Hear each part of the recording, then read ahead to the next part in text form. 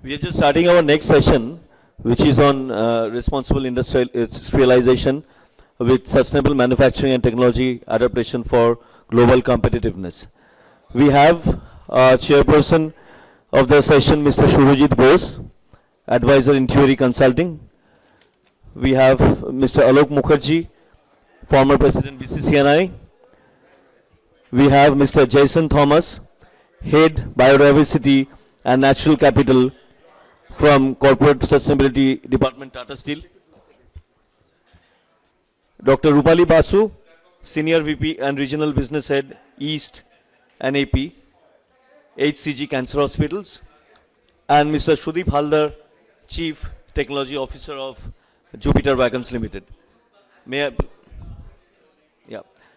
I please ask our speakers to please come up on the stage.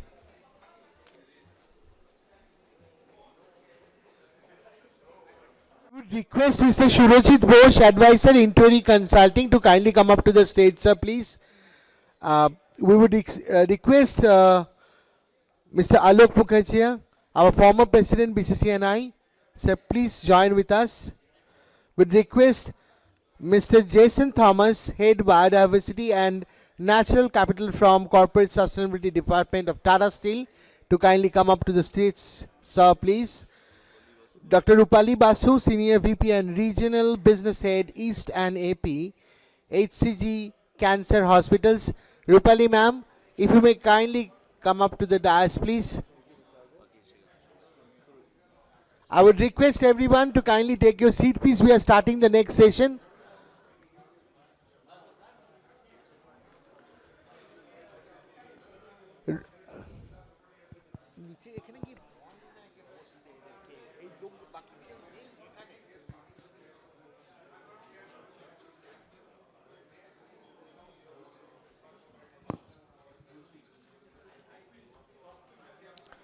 Rupali ma'am.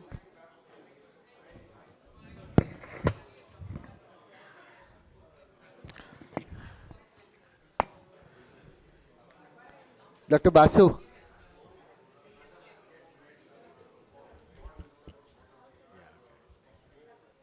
I would request Dr. Rupali Basu to kindly come up to the stage, ma'am, please. We're starting the next session. I'd request all the audience to kindly take your seat, please. We are starting the next session immediately. Now I would request Mr. Surajit Bose to take it forward. Over to Mr. Bose. Thank you.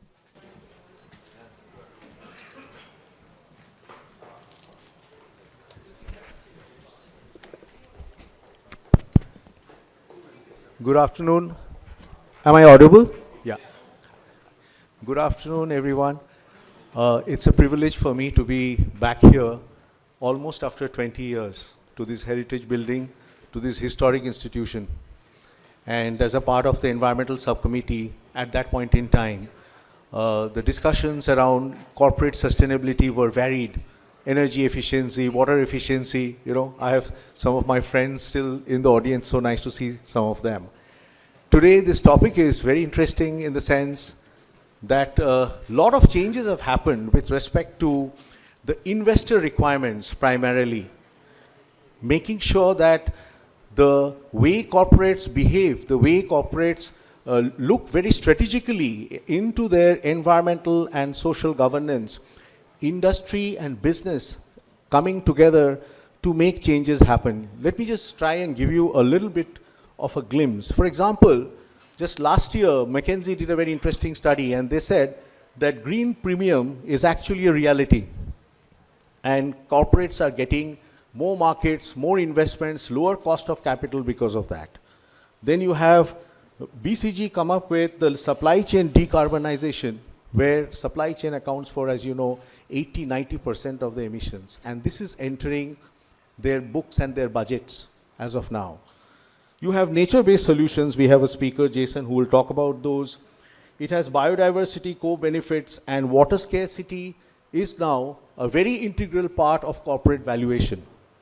You have all seen that during this year's budget, very interestingly, 20,000 crores has been kept for carbon capture, usage and storage, which is going to actually build resilience in the hard-to-abate sectors like cement and steel. Not just that, let us look at this as a big advantage. Maybe we will have products to sell to the rest of the world because of it. It's a matter of great opportunity is what I think, as a professional in this field for over 25 years. Then you have infrastructure risk guarantee fund, custom duty exemptions on lithium-ion batteries, and also on the sustainable aviation fuels. All of these put together are going to give a lot of opportunities to businesses within our state as well as within our country. To this, if you add RBI's climate mandates and the disclosure framework for the top NBFCs and the commercial banks, now that is making sure that the financed emissions are getting reported. So what that means is every corporate needs to understand how they have their decarbonization levers going forward into scope 1, 2, and 3 and report it so that the financial institutions can also report it back to the RBI. Lastly, you have the Indian carbon markets, which has included about 28 new sectors in the offset mechanism. All of this putting together is big opportunity for industry today, and the outlook has to be on regenerative, technology-driven, industrial base to thrive in a very carbon-constrained world. I'll just spend a couple of minutes telling you a little bit of what is happening in the IT side of things. If you look at the role of IT in corporate, honestly speaking, my last 10 years has been with Coca-Cola. A lot of work has actually happened in the business side, which has had a tremendous impact on the environmental and social governance as well. For example, single-touch logistics systems.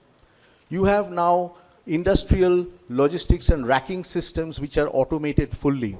You have got predictive maintenance, which has had a profound impact on industrial quality and the way productivity can be increased. Now, with this productivity increase and the influence of AI, already a lot of changes have happened in the area of ESG. But I would like to point out a couple of them which are very interesting before I give it to the very distinguished panel sitting here. One is the automated data ingestion, which is the natural language processing, which is converting invoices, bills into energy and water data. Predictive analytics on future emissions based on productivity growth, which is allowing companies to do a net zero mapping. You have satellite and IoT-based integration, which is monitoring deforestation. You have also got tools which cross-reference public claims against internal data and news to detect inconsistencies and protect the industries from greenwashing. Now, it's very important because if you look at the ESG risk assessment and the ESG rating agencies, apart from comparing different companies within the same sector, they also do something called the controversy analysis. And this controversy analysis takes information from the public domain as well as from what the corporates and its peers has reported. So going forward, you would have more of a company's information probably available also in the public domain. With these few words, I would like to give the microphone over to the very able hands of Mr. Alok Mukherjee, who needs no introduction, a former chairperson of the chamber, and has been like a mentor and a well-wisher for several decades together. Thank you so much.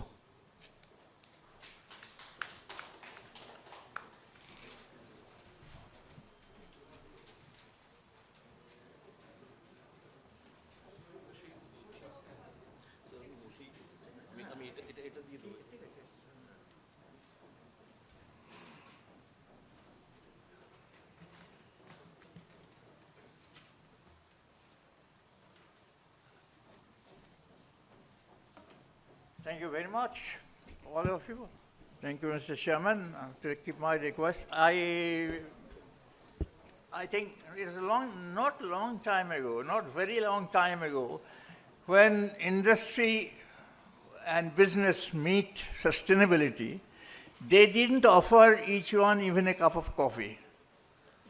But today, you see them meeting over lunch, and a day is, I think, in front of us when they will have a dinner together. We are trying for that. Purpose, industry always had a purpose and responsibility also, but it was not to the society. It was something else, profit, profit, and profit. Profit one has to do. Nobody should dare to have business if there is no profit. But the profit must be rational, must have been earned with responsibility. These two things are very important. And you cannot do that unless you have a trust. Unless you have a trust, it is impossible to build up trust with the society. Society must trust industry, and industry must trust sustainability. So,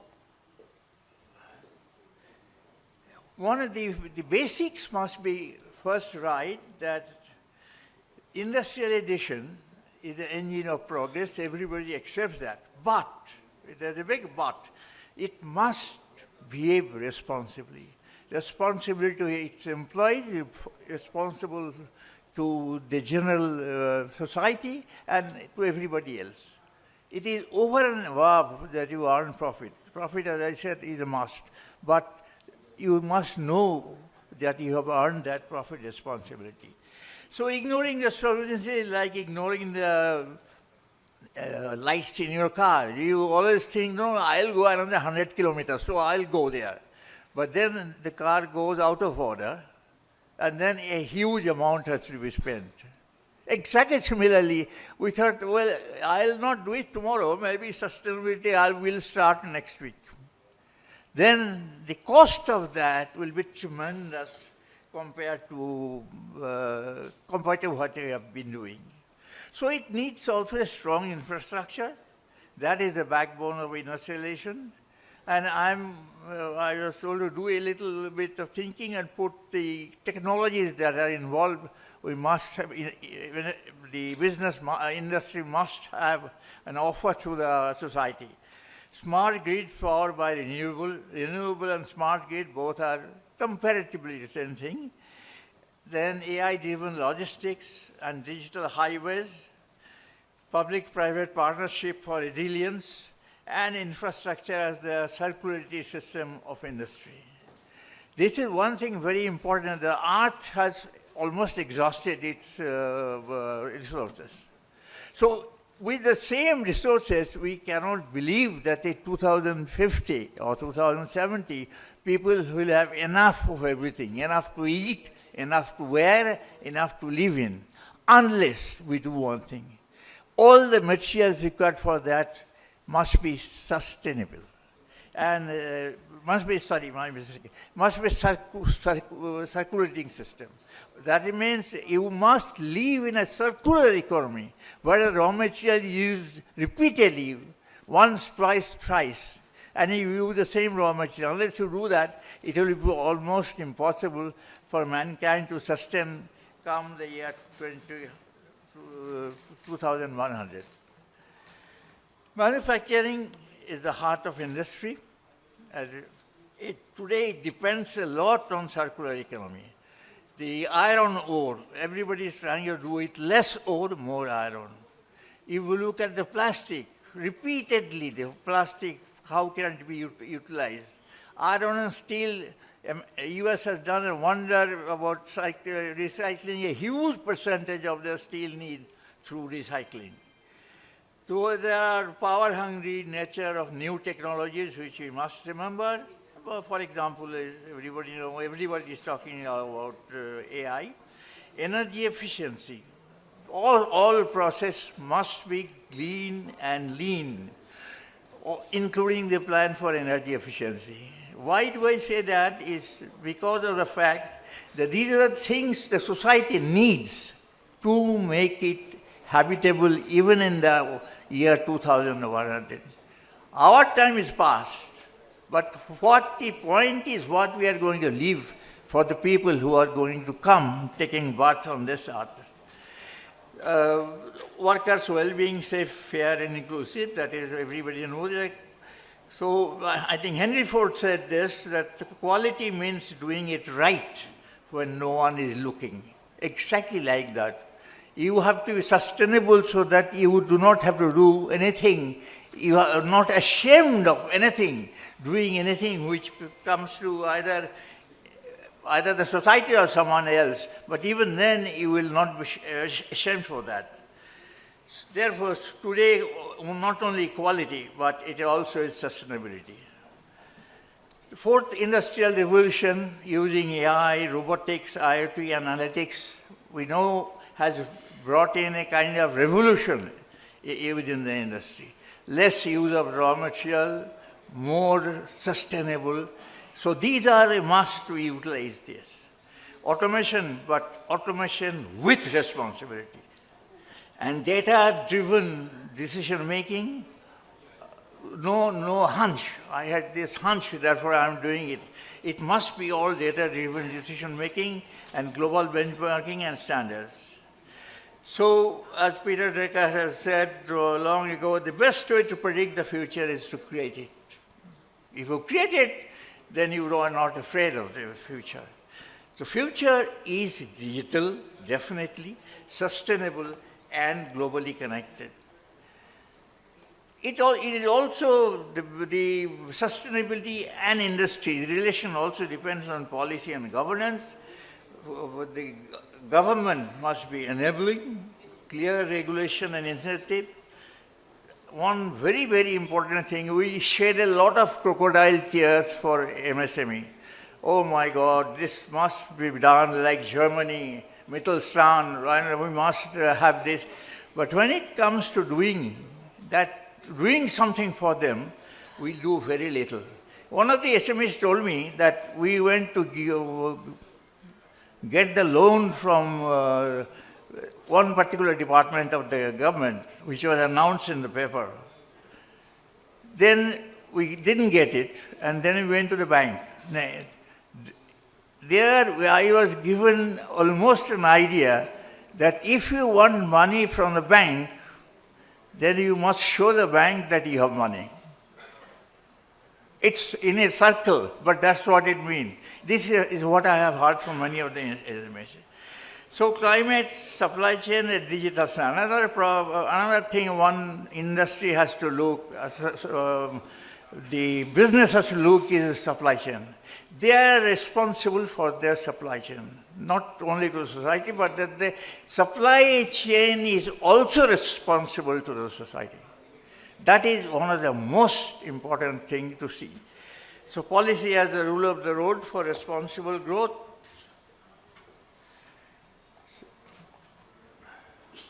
So in summary, the relevance of responsible business in India, drivers of responsible business, regulatory requirements will always be there, investor expectations, and global supply chain pressure. You remember the pressure everybody was brought up onto when, with China, when China reduces their production, what happened to the whole world. Everybody thought India will take the place, but unfortunately that has not taken place fully. Maybe partly, but it's most certainly not fully. So responsible business as a business enabler with reputation. You gain reputation over the years, but you can lose it in 1 hour if something bad happens to you. Access to the capital and of course operational resilience. Resilience is so very important. Sundarban is protecting us from cyclones by their resilience. Exactly something happens to the market, you must have a resilience to face that. It will depend on, of course, different industries, different manufacturing setup, but to some extent everybody must be resilient. An ecosystem of responsible business to flourish, it needs government support, It needs industry collaboration. It needs growing consumer demand. The last two will come, definitely is coming and will not welcome. But the government support, of course, is conditional on many things. But I am very glad to see and say that in India, the government has woke up. And they are really helping in many ways. Like startup, they have done wonders with the startup with the government's help. So, lastly, the responsible industrialization is future-proofing growth, that you make your growth where the future is protected automatically. Prosperity without compromise, people, planet, and generation ahead. Call to action, commit to industries that are competitive, ethical, and resilient. And don't ignore the check in light. I have just one more sentence to finish it. I have heard somebody say, I don't want to protect environment. I want to make a world, live in a world where the environment is automatically protected, always protected, but never, I don't have to make an effort to make it protected. Thank you very much.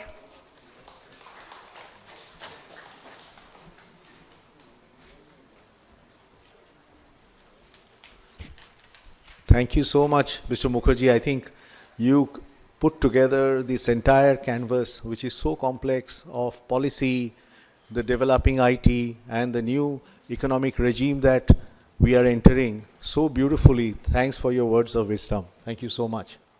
Sorry, I have to apologize to you. One second, I have to apologize to you that I have to run now, not go about run because of the delay. So I hope you will excuse me for that. Thank you very much. We appreciate your time and thank you so much, sir. I now invite Mr. Jason Thomas, Head Biodiversity and Natural Capital for Corporate Sustainability, Tata Steel.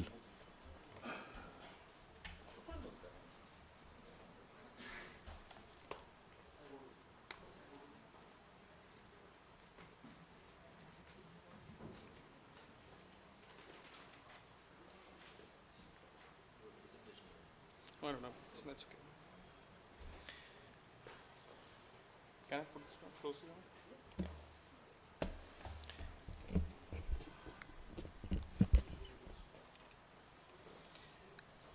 Esteemed panel members and respected guests and BCCI, thank you for inviting me to be part of this conference. So we have heard quite a few about the context setting was already done by the initial speakers. I wouldn't want to go there. I want to give out a business perspective, especially from what we do at Tata Steel. So let me lay down the context. We have a presence across 4 geographies, that is India. Predominantly, our key operations are in India, UK, Netherlands, and Thailand. And most of our requirements are pushed through compliance requirements. And one of them basically is a climate requirement. So there are some strategic actions taken at all these 4 locations. But we are also driven by one more goal. So I think in the initial comments, someone made a statement that sustainability is not about compliance. So we have a top-driven goal, which is called Project Alingana. This is throughout for all the Tata Group companies, and this is directly monitored by the chairman of the group. And there are 3 working committees, Alingana working group committees, and each of them is chaired by one of the group company managing directors. So we have one working on decarbonization, second working on circularity, third is working on biodiversity. That's a group level goal. So because it's a group level goal, it flows down to all of us, and that is a goal which is beyond the compliance, and we are pushed to levels where we have to explore new things. However, there are, based on the goals that we have set, the goals are not exactly the same. I want to give a context here about that. We have, for example, taking example of carbon, I'm not biased that the conversation that we had. Let me just take one example this time, that is on the carbon footprint. We intend, there's a target to reduce our footprint at UK by 90% by the year 2030. Certain initiatives have been taken. Based on that, the target is we'll be able to reduce our footprint by 90%. That's the story for UK. When it comes to Netherlands, we have another storyline there.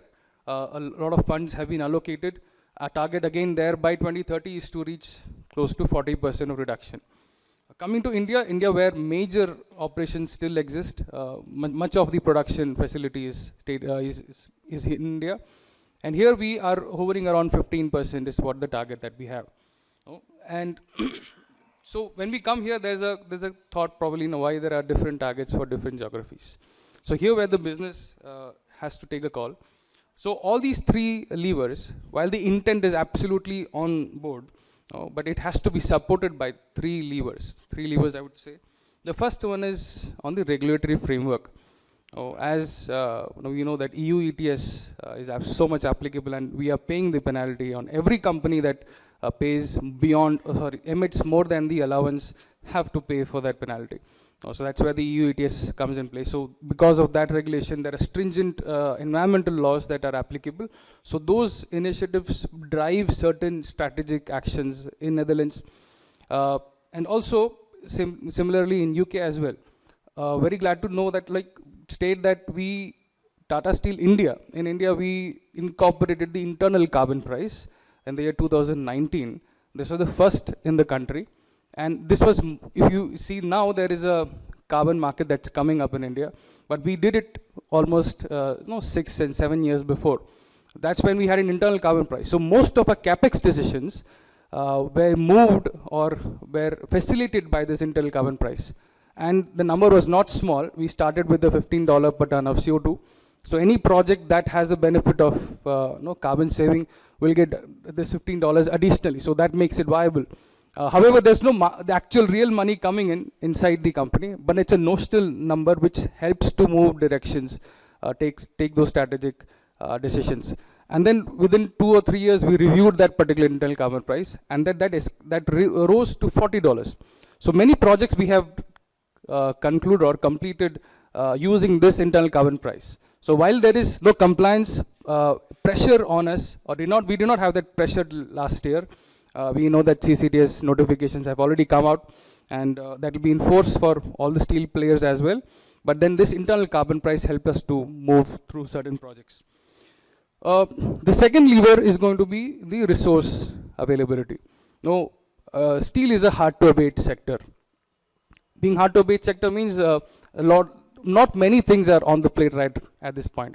So I think in one of the presentations spoke about clean, affordable and accessible sources, right? So energy has to be clean, accessible and also affordable.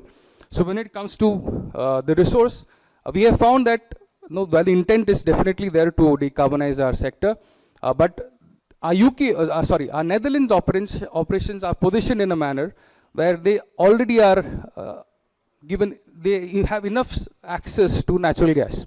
So natural gas is the first lever where we will take to decarbonize the sector, and then the conditionalities that exist there prove that probably hydrogen will also come up. So because of that, we have changed the whole structure or the steel making process itself. We have moved from blast furnace to a DRI based steel making. That's the direction that has happened.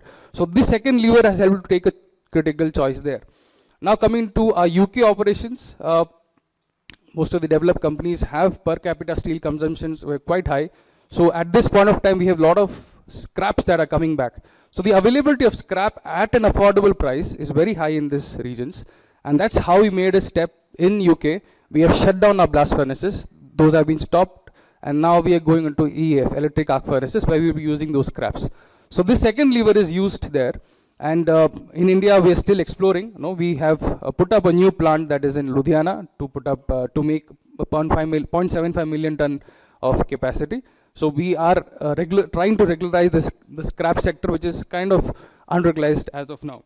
So that's the second lever. The third lever I would suggest is, that's an important thing we may sometimes miss out in the global context of business, is the growth scenario.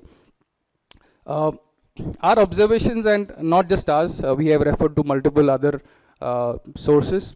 They suggest that steel requirement, we don't see a great growth happening in UK or Netherlands or in European countries or established. Because much of the steel has already been put in place and it's about just facilitating what is coming out as scrap. However, for India, the story is quite different. The reports, multiple reports suggest that the steel consumption in India would grow by 5x or to 7x. That's where the story is quite different from other locations. Here we are bracing to a growth story. We will have to be part of that story as well, because we have to facilitate all those development activities. We have to give steel, only then the developments, infrastructures will come up, and that's where all steel players in India will have to ramp up their production. But the challenge exists that while we ramp up also, what can we do with the current scenarios existing? So what we have done, as I think Puri sir was mentioning, about certain initiatives that we have taken. Now what we have done is we have tried our hydrogen. We have been the second steel plant in the world to try to inject hydrogen in the blast furnace. We did it last year. And we also did the CBM, coal bed methane injection as well, in one of the first in India. Similarly, biochar as well. So here, when it comes to biochar, we brought in a story wherein we are using natural resources to eliminate and to replace the coal. Now, let me come to one particular part of the story, which is, as we had three levers, as I mentioned earlier, that there is resource availability, there is the regulatory framework, and the growth scenario. Now coming to one particular section, if I ask, one of our key levers from Project Alingana as well, it's upon circularity. Now circularity, we are moving from a linear framework to a circular framework. The more processes are involved, the more energy it will consume. The more energy it consumes, it is going to be more expensive for anyone who is going to use the recycled product. So we go from, currently the activity is going from take, make and waste. We take it, mine it, we make a product, and then after that we waste it. So that's how our pattern is. Generally that's where we actually going to work on. It is important here that all circularity by itself it's not going to work unless we understand the science of it. So we have to classify this whole term into two sections. This actually has been detailed in one of the articles by Ellen MacArthur Foundation, and then it says there are two cycles. One is the technical cycle, second is the biological cycle. Technical cycle is the one products which don't degrade by themselves. They can be metals, they can be polymers like plastics, etc. They don't degrade by themselves, and they need to be handled, because they cannot be left to degrade, because by the nature it will not. But the only thing that can work out is we have to extract those materials and put them back into the system. That's how it will work. When it comes to the biological cycle, those products which, for example, would. Yeah. So are we on time? Yeah. So when it comes to biological cycle, those products, for example, we use for the items that are raw materials which are sourced from wood, or even sawdust or wood dust can actually be a source of biological cycle. There we wouldn't have to take action because it is the nature by itself is able to recycle the process. So what is essential here is that we are able to segregate both of them. You have to see both of them are different. They have to be handled. Circularity in this means it has to be done separately. Two different things. Metals and all those which cannot be degraded by itself has to be handled differently, and those which can be done by nature itself, we respond to it differently. Now here is one area where we have started to work. I would say it is a very initial place of work within our team, which is called the materiality circularity indicator. So every material that we produce will have an indicator. It has to flow from 0. It can float between 0 to 1. So what does it mean is how much of recycled or reused material are used as an input to make that product. That becomes the first information. The second is, once the product is made, after the life of it, how are we handling it? So these are two elements which indicates or which tells us that what can be the materiality circularity indicator for each product. So that's what exercise we will be doing. That's what we will be doing, and I believe that there are 4 factors which actually help us to do that. One is how much of input is taken. Second is what is the life cycle post the product is finishing its use. The third is the lifetime. For example, I'll just take an example that we have our mobile phones in hand, right? So these mobile phones have components which can be recycled as well. Components which can, those are possible. But the highest value of that product itself is when it is in use, when it is possibly in use. So the longer the phone is in use, the longer is the value of the product. So if you make a product which can be used for a longer time, that eventually, giving one last example, if we increase our life cycle of any product of use, the circularity improves. The last part of it is that how much of it is utilized. For example, now we may have come here by our personal vehicles or cars, and or some of us may have used the public transport. So, for example, if you have personal vehicles, how much there's a material that has gone into building that car, right? And how much of that material product is at the end being used by us? 90% of the time it is idle, either at a home, at our office, it is at park. No, once we reach our office, rest 8 hours it is left. So, how much of that material is also being used? These 4 factors define that indicator. I think that's an area where we are currently trying to work on. Just to close, that we at Tata Steel have a division which handles waste alone.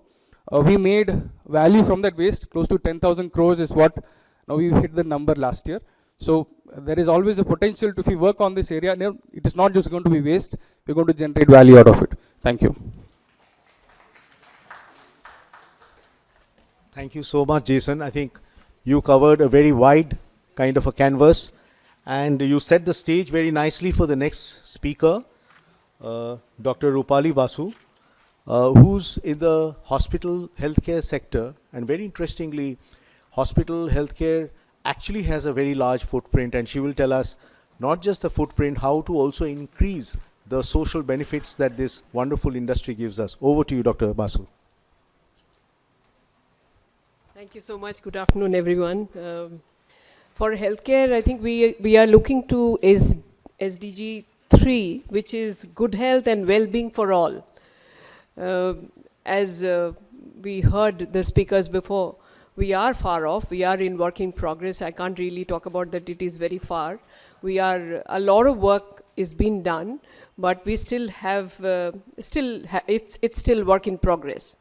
So a truly sustainable health system is deeply interconnected with several other sectors such as energy, technology, pharmaceuticals, agriculture, infrastructure, and also waste management. Health outcomes are shaped not only by the clinical care, but also by the broader economic, environmental, social systems in which people live. As countries work towards achieving the Sustainable Development Goal 3, which I mentioned, collaboration across industries becomes very essential. Achieving SDG 3 for good health and well-being for all in India requires collaborative efforts amongst government, private sector, civil society, international organizations. Increased public health and expenditure, stronger health governance, investment in preventive healthcare will be critical in sustaining the progress that so far we have made. Sustainability in healthcare has emerged as a critical priority globally as the health systems strive to deliver quality care while minimizing environmental impact and ensuring long-term resilience. We consume significant resources from energy to water to pharmaceuticals and medical equipment, making the sector both a protector of public health and a contributor to the environmental pressures. Sustainable healthcare, therefore, focuses on delivering efficient, equitable, environmentally responsible health services without compromising patient care. Hospitals and medical facilities are amongst the most resource-intensive infrastructures, generating large volumes of biomedical waste and consuming substantial energy. On the other hand, the climate change has a direct correlation with health. As it impacts, it creates health concerns from water contaminated to pulmonary diseases and others. We know quite a lot about that. In the context of India, as healthcare delivered in a significant scale to cater to population, sustainable health systems must therefore balance accessibility, affordability, and environmental responsibility. Green hospital design is what we are trying to do now. It's gaining traction with facilities incorporating natural ventilation, solar energy, efficient waste segregation systems. These initiatives have reduced and going to reduce carbon emissions, also lower operational costs, allowing healthcare institutions to allocate more resources towards patient care. Technology, of course, plays a crucial role in advancing healthcare sustainability. Digital health solutions such as telemedicine, electronic health records, remote diagnostics, all these have helped reduce unnecessary travel, optimize healthcare delivery, and expand access to services. And we are doing it quite a lot. We've really improved the last 5 years. Startups, health tech companies also contributing to innovation in diagnostics, remote consultations, affordable medical devices, all these helping bridge the gap between the urban healthcare capabilities and the rural, because that's one more SDG goal, that to bridge the affordability, accessibility. So I think this is what it is for me here as a written note. I belong to Healthcare Global, which is a listed company doing very specific cancer hospitals, the largest chain of almost 25 hospitals in the country, working for cancer. Cancer, as you know, is a multimodal treatment facility where there is a possibility of bridging the gap between the responsibility towards environment and climate, as well as giving good quality patient care. So we are going more and more closer to the cell levels, using genomes, using targeted cell therapy, monitoring even before giving the medical, the chemotherapy, before giving, just before that, planning as well as monitoring. There are multiple major amounts of research is happening, developments have happened, and after working in multi-specialty for almost 4 decades, I have decided to work for cancer hospitals for the next part of my life. It's just about a month-old assignment, but I'm already feeling very energized to see that how the multimodal ways of looking into radiation oncology, medical oncology, the surgical oncology, as well as BMT, all put together, nuclear medicine, all that put together, subspecialties going into the organs and getting very, very specifically treating cancer. Cancer is to be treated, as I say these days, to be treated as a chronic disease, like the way we treat hypothyroids or hypertensions or diabetics. 40% plus of the cancers are actually treatable and curable, and we must live when you have cancer for diagnosed later and have to live with it. We have to live with quality adding to the years, and that's how I think I am looking forward to contribute my next part of care. And thank you all very much for having me. Thank you, Mrs. Here. Thank you, Chairman. Thank you so much, Dr. Basu. Very heartening to hear that the hospital sector is taking so much of measures in designing. Now the next speaker is Mr. Sudeep Haldar from Jupiter Wagons Limited. You all would know that the Indian Railways has a very steep decarbonization target of 2030. And over to you. Thank you very much, Surajit. It's a privilege to be here, and I really represent mobility industry. Now, in this particular area, let me just try to run a question. Do we know what is the most efficient way of mobility? When we walk, we meet up people in the morning park, walking. Do we know how much emission we make while we walk?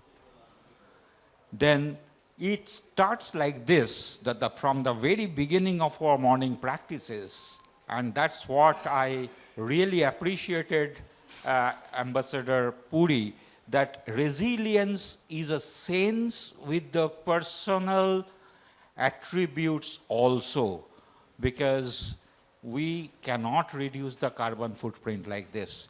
Now, just quickly coming down to the railway mobility. Since Yaguchi-san is here, I will just like to ask that when Japan went for this high-speed railway, then how it is being successful without an accident for last 50 years?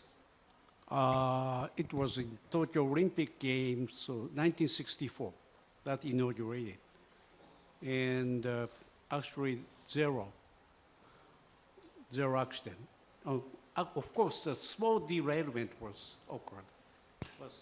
Yeah, this is like this, that when we talk about the mobility of high-speed rail, we have to really understand that we have to eliminate accidents. There must be a purpose. And then the footprint, carbon footprint of high-speed rail is tremendous. Tremendous, but it only becomes useful when we have enough number of passengers using it, because then per capita carbon we can reduce. And Japan sets the example of using it. When it comes to India, we have to be very cautious. We have to be very cautious because the energy consumption is directly proportional to the square of the velocities. Raising it from 120 kilometers per hour to 200 kilometers per hour, 200 kilometers being the threshold of calling the high-speed rail. So then the energy consumption is geometrically increasing. So until and unless it is economically priced and people are induced to using it more frequently and effectively, high-speed rail for our Indian perspective may not be energy efficient. So on behalf of the chamber, we should have enough interaction with the government while putting money onto it to ensure that the particular project is installed in a way that it helps people and helps us reducing. Otherwise, that responsible industrialization will have no meaning. It will be a fancy, and we will land up in a really greater turmoil than what we are today. At the same way, do we know what is the most carbon efficient transportation? We need to keep ourselves mobile, but do we know? It is not definitely walking. Even if it is not definitely the bicycling, forget about motor cars and air jetting or high-speed rail. So far, we have to, being responsible means we must have the answers handy. We have to come with the readings. We have to understand that without information, without being able to respond to a question, the responsibility does not come. So I will call upon the chamber to host that kind of seminars where we have reasons to ask questions and understand how to interpret the environmental sustainability in every perspective of life. Now I have the advantage of Dr. Rupali being here, and if I can ask that what is the carbon footprint of paracetamol tablets? No, that's not the real thing, but I can tell you 1 gram of paracetamol takes about 55 grams or 55 kg of carbon foot emissions. It is phenomenal. The pharmacy produces enough amount of carbon emissions. So while talking about responsible industrialization, can we call upon the pharmaceutical companies also to tell us, let us know how they are thinking and what are the plans ahead? Now, once again, I will take advantage of calling one of my known persons. See, I know this gentleman, Ayan Banerjee. Let me tell that this gentleman is a qualified engineer and he runs a training and recruitment organization. Now, the thing is this, that setting up a seminar like this, do we know how much carbon emission it is taking place? And what this gentleman does, he does it mostly online. Thank you, sir. I work across 8 countries, and it's always a pleasure to learn from senior alumni like you from mechanical engineering. Yeah, there should be a calculation, but my question, which I was planning to do, is to you, that most of the leaders who are going to do it, sustainability, are now in colleges and schools. So why don't we see any of the institutes of technology, management, engineering represented over here? Because is sustainability a transaction? Or should sustainability be a strategy? Or should it be a culture?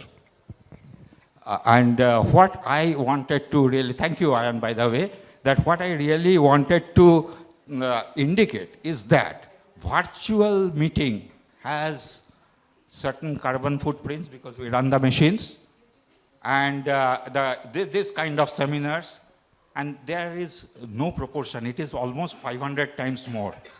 So let us wrap it up like this. Responsibility I have indicated on the topic itself, and thank you very much for sustaining me for that long of period of time. Thank you very much. Well, thank you so much. I think you raised some very, very interesting questions. And I think we are already past 2:40. I think we will not probably take any questions from the audience. I think everybody wants to go for lunch. So with thanks to the panels and to all the participants here, we bring the session to a close. Thank you very much. Thank you. I would request Ambrish Dasgupta sir, former president of BCCNI, to please do the honors of giving away the mementos.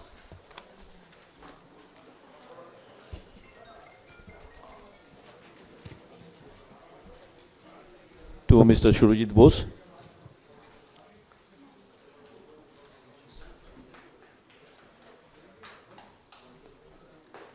To Mr. Jason Thomas.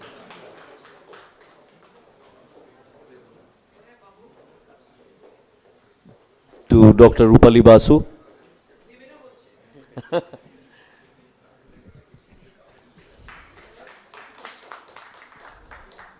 To Mr. Shudeep Haldar.